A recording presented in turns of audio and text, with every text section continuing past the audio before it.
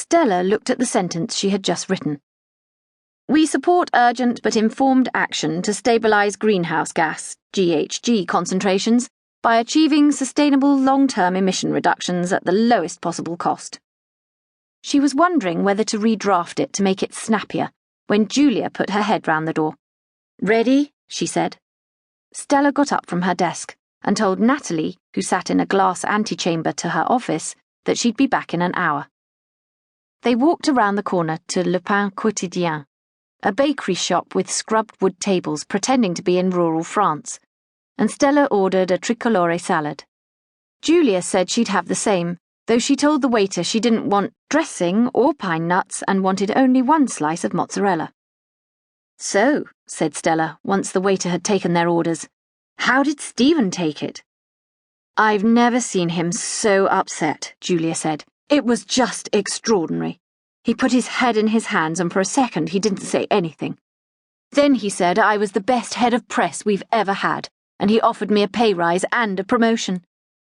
So, weren't you tempted to take it? Well, said Julia, it's not entirely about the money. It's more about me and where I see myself 10 years from now. You know what really scares me? It's being bored. Doesn't that thought worry you? Stella started to say that she wasn't bored, but Julia went on. You and I are totally different. You've morphed into an Atlantic energy person. It's in your blood in a way it never was in mine. And I'm a risk junkie, while you always play it safe.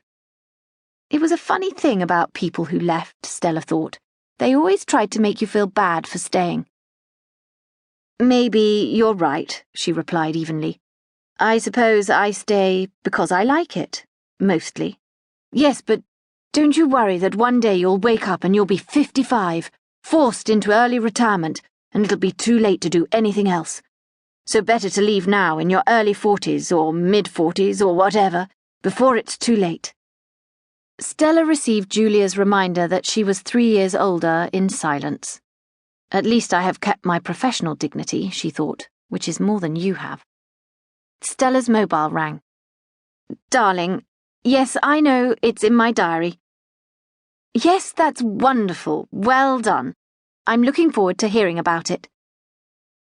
Of course I mean it. I'm just with someone. That's ridiculous. Stop it. She frowned and hung up. Sorry about that. It was Clemmy. She's flapping about her parents' evening tonight. No, I'm sorry, said Julia. It's tactless of me to be so demob happy. Stella was finding the conversation surreal. There was no mention of that cab ride 2 weeks ago when Julia had suddenly and inexplicably wept and told her the story of how she had been having an affair with James Staunton and had destroyed her life and career in one stroke. Stella had tried to be sympathetic, but really she had been amazed and ever so slightly shocked. How did they find the time? And how had she, Stella, completely failed to notice that 2 close colleagues were sneaking off for steamy encounters in Julia's flat? She had also failed to understand what they saw in each other. James was neither handsome nor charismatic, and so surely not Julia's thing. Instead, he was clever and straight and decent. At least she had thought he was decent until now, and so would surely be able to see Julia for the shallow person she was. Well, Stella said, I'm really glad it's all worked out so well for you, and that a situation that could have been so awful has been fine. Julia ignored this and started to talk about the PR firm and how its political lobbyists were shaping government policy behind the scenes, and how one of them used to work at Buckingham Palace. As they ordered coffee, Stella asked, Did you tell James you are going? Julia looked suddenly stricken. No, I don't owe him any openness.